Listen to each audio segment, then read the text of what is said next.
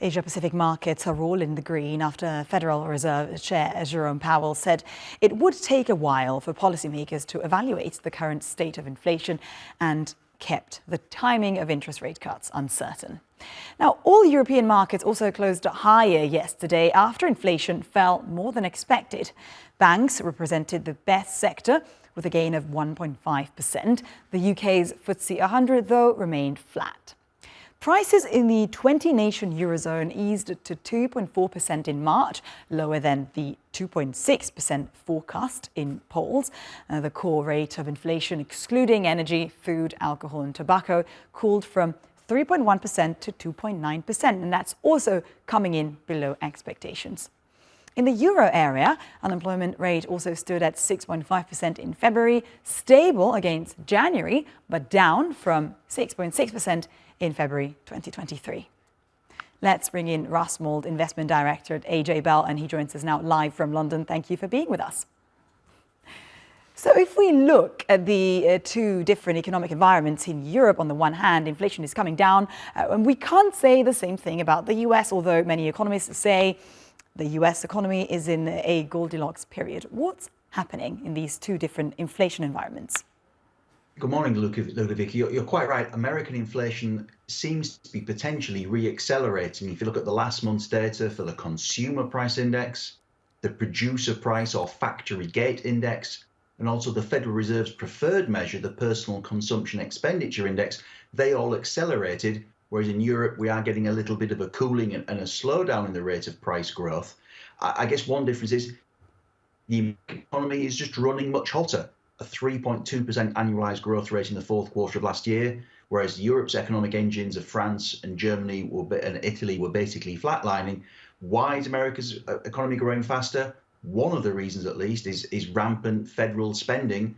The Biden government is running a 7% deficit going into a presidential election. So there's a lot of pump priming by the US government there.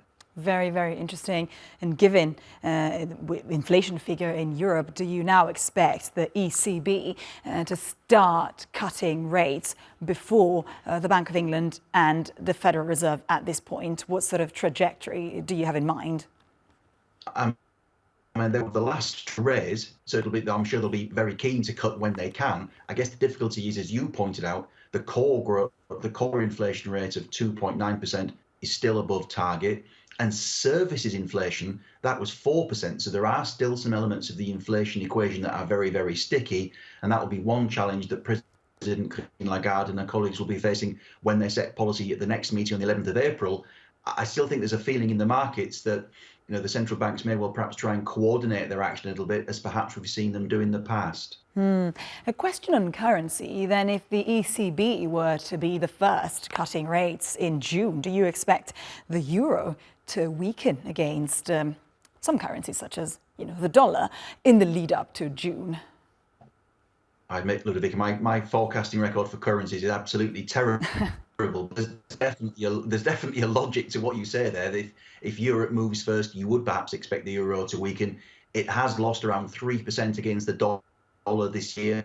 And in fact, the dollar, looking at the DXY index, the Dixie trade weighted index, that's gained around 3%. The dollar overall has been pretty firm, I think, because the Federal Reserve has not moved to cut rates as quickly as markets expected, because the economy has been stronger and inflation has been hotter. Interesting. One last point on unemployment. The same can't be said about unemployment, because the picture is rosier in the US and in the UK compared to Europe. Why? I mean, the figures are a lot lower, and that's been consistently the case for a very, very, very long time. I mean, the European economy has struggled on the job front for a considerable period, and economists do put that down to some degree to less flexible labour markets. Equally, I'm sure Europeans will defend that by saying that workers get a better deal when they need one. Russ Mould, thank you very much for being with us today.